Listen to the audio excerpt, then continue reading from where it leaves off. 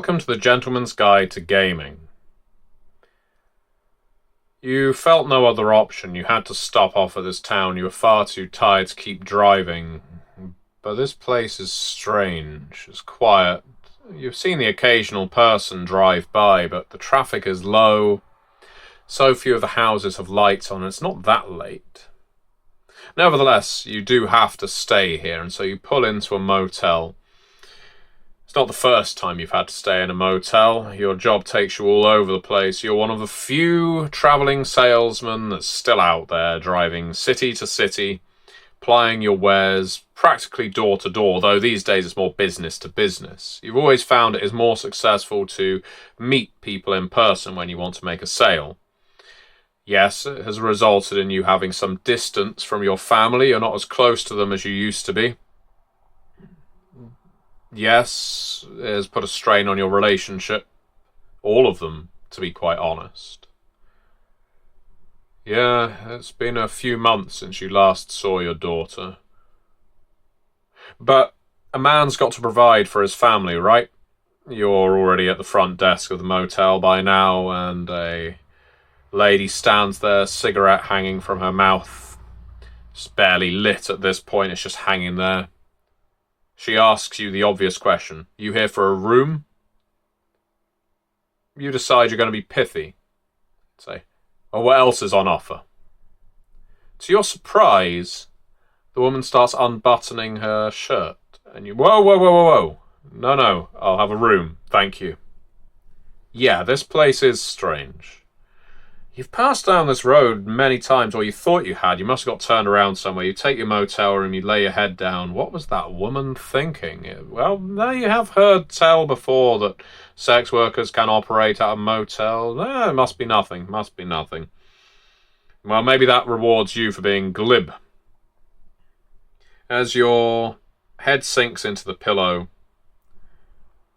you can't help but think, yeah, it has been months since you last saw your daughter. You really should give her a call in the morning.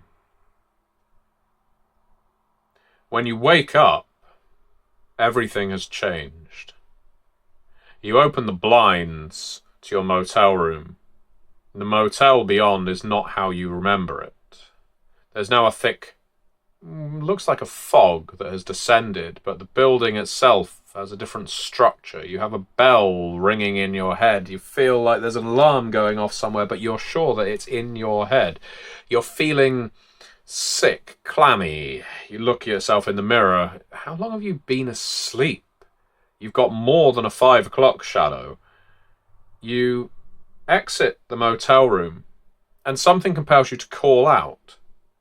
Compels you to call out, hello, is there anyone else there? Anyone? And a voice calls back, I'm here for you, baby. I'm here for you. As soon as you want me to finish unbuttoning, I'm here for you. It's the old woman, the one who was at the desk. Maybe just out of desperation for companionship, you run in her direction. She's not unbuttoning a shirt anymore. She's unbuttoning her chest. Her skin is pulling apart underneath her fingers, and she's exposing her rib cage. Her rib cage and a dull beating heart, 2 lungs blackened with tar. You can't take your eyes away. Makes you pat yourself unconsciously for a cigarette. You didn't have your late night smoke last night. You've been a smoker all your life. Why are you even thinking that you want to smoke right now? There is a monster in front of you. You turn tail, you run, and as you do so, you collide face first with someone else who has entered the same nightmare as you. Together, you decide it's time to jump into the car and get out of this place. But, as you will soon find out, getting out from here is a lot harder than getting in. In today's episode, we will be talking about Locust, a wonderful role-playing game by Cobblepath Games, and a game that I have recently been running not only for my home group, who play weekly, but also for one of my Patreon groups, who play monthly. I am so taken with this game. Yes, that's right. I'm so taken with this game that I am running more than one session of it a month, or for two groups, I should say. And Locust is a personal horror game with some strong Silent Hill vibes. I mean, I very clearly used a Silent Hill filter there, a bit Twin Peaksy, a bit Silent Hilly, because the two blend together incredibly well. And having come off doing so much work on Curseborn with liminalities and such, I think delving even deeper into a more horrific world, which is what Locust is, has really given me some venom, which I've enjoyed. I've enjoyed having the venom. So, what is Locust? Well, Locust is a game in which your characters deal with the weight of their haunts, sins and vices, things that they have done that weigh them down and drag them to their lowest malice, their lowest level of hell, if you like. A Dante's Inferno, if you prefer. And your characters will work their way through their setting, through their traumas, through their haunts, their evils, and hopefully they will perform sufficient good deeds that they can rid themselves of some of the weight that's burdening their soul. Alternatively, they will accumulate weight, and they will be dragged down with no hope of recovery. It is a game that, in my view, is best set across about 3 to 5 sessions of gameplay. In my experience now, having run it several times, I think that's what the game most supports, but I am tinkering with it a little to see whether I can run a longer campaign of it with various mechanical refreshes and so on, which I will get into. So for the time being, let's have a look at the system. So the system in this game, in Locust, is 3d6. You roll 3d6s, and if it is an easy challenge, you're looking for the highest number. A medium challenge, you're looking at the medium number. And a hard challenge, you're looking for the lowest number. What do you compare that number against? You compare it against, and I'll see if I can find a PDF of this to put up on the screen, but if not, I will hold it up for you. You will compare it to your attributes. There you go, you got some attributes there. Now, what is so interesting about these attributes, as you should hopefully be able to see on your screen right now, is they are all negative traits. Which is to say, instead of having a physical strength, you have frailty. Instead of agility, you have clumsiness. Instead of bravery, you have cowardice. Instead of your charisma, you have repulsion. At character creation, you put dots in each of these. You have a number of dots that you are obliged to assign.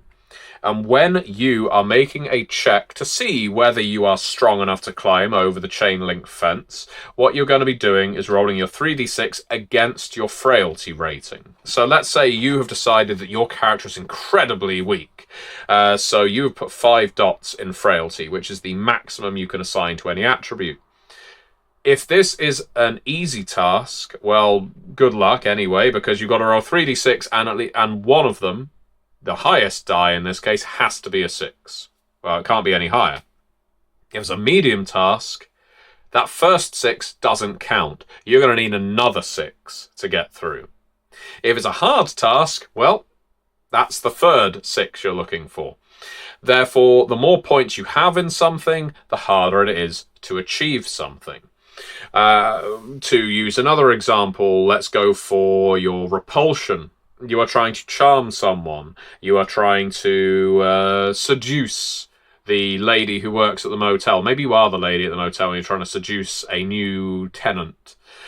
Well, maybe she has 3 dots in repulsion. She's not all that bad. If she got rid of the cigarette, she'd be a lot more attractive. And so, she tries to seduce someone. In this case, you roll your 3d6. If it's a medium difficulty, as deemed by the director, the person running the game, she rolls 3d6. Let's say she rolls a 5, a 4, and a 2. Well, the middle die roll, which is the 4, does exceed her repulsion. Therefore, she succeeds. That's the basics behind how the mechanics in this game work. However, characters also have card suits. And assigned, and again, I will try and put the PDF up because I'm sure it'll be clearer by my doing so, a Haunt, which is akin to a sin, something that you have done that's particularly bad and led to you being in this Silent Hill-like place, and a virtue. Based on the way the game is written, various sins are assigned to different card suits, as are various virtues. So, for example, hearts is a very clear one. Those tend to be crimes of passion, of lust, of violence as well. Whereas things like clubs tend to be things like negligence. But point being, you assign a sin that your character is guilty of, something that your character has done that is weighing them down. Maybe they're trying to forget it. Maybe they have accepted it. And the way they treat their sin is largely defined by attitude. That's another trait in the game. So, for instance, you may be pessimistic. You may be optimistic. You may think that there's a way to get out of it. You may feel you've already handled your problem in the best possible way. Point being, during the course of play, at various points that are described in the book, such as for every hour of play, whenever that hour comes up when I run, I play the Silent Hill Siren, the world gets worse and they are forced to draw a new card. If their card matches their virtuous suit, well, that means they're going to gain some willpower. If it matches any other suit, that is just being added to their hand. The more cards you have in their hand, the more weighted down and basically forced to face worse and worse threats your character is going to be. So characters with small hand, basically by acting in virtuous ways, in helping people, in scoring critical successes, which is rolling 3 6s at once, allow you to shed cards from your hand. But if you are unable to do this, your hand will just keep getting bigger and bigger by doing things like playing up your vice, your haunt, by doing things like, let's see, failing some major tasks, by taking injuries. Every hour you will gain another card. The more cards you get, the more difficult the monsters that you are going to be fighting, the more monstrous. At first, they're going to seem positively human. Then they'll start unbuttoning their chest. Then, later on, tendrils might burst free through their ribcage. So we've got various things. For example, we have monster cards here. I decided I would write up a Twin Peaks Bob here. And I'm not the best illustrator in the world, but I do like illustrating for my players. So we have Bob, whose source is the evil that men do. He is capable of... He has a special ability that is defined around destruction. He will basically destroy anyone's emotional ties to each other. And he uses your ignorance against you. Basically, when he is trying to achieve something, you have to roll against ignorance to essentially believe in him. Believe in his existence to weaken him in that good old-fashioned way. He can apply the puppetry condition on people. In other words, if he beats you, he can then possess you. And he is a hard difficulty antagonist because Bob is bad. Bob is very bad indeed. Now, every single monster likewise has an attack, a chase, a search, a resist rating, which, much like your own, you need, you will have a 1 to 5 rating on that's going to determine how threatening the monster is. So the more threatening the monster, the more likely they are to come up when you have a wide hand of cards. Locust is a really well-written game. I have got both the player's book and the story guide, the director's book for Locust, and there are more books on the way, I'm given to understand. It is something that really captivated me as soon as I purchased it at UK Games Expo a couple of years ago, and I've been waiting for the opportunity to run it, and now I've got lots of opportunities to run it. It is wonderfully drawn, such a lovingly laid out book. That's not something I often spend a lot of attention on in these videos, talking about how a book appears. But Locust, not only is it lovely to look at, have your wonderful bookmarks as well. Of course, I've just lost my space. And there's a simplicity to the layout, which I really appreciate, that keeps using the card suit colours, so lots of blacks and reds. And the artwork that appears in it is evocative without necessarily being grotesque. There's a lot left to the imagination. The idea, for instance, of designing your own monsters. Again, I'm no illustrator, but I particularly like the idea of coming up with your own monsters based on how the characters' vices are defined, how their haunts are defined. So here we have something that I think you could say looks strangely phantasmal and also lusty. We also have here some more brilliant artwork. I won't just keep showing you the pages. But yeah, I am really won over with this game, and I strongly recommend people check it out. I will put a link in the video description below. As always, and I should have said this beforehand, this isn't a review in the traditional sense. We're not giving it a mark out of 10 or anything like that, because that's not what we do here. But it is a recommendation, because Locust is one of the strongest independent horror games that I have read in a long, long time. And I would love it if more people check it out. So do look it up if you're after a Silent Hill-esque RPG, although it goes a lot further than that. It does explore that idea of a character ends up in Silent Hill because they deserve to be in Silent Hill. And in Locust too, your characters have done something horrible.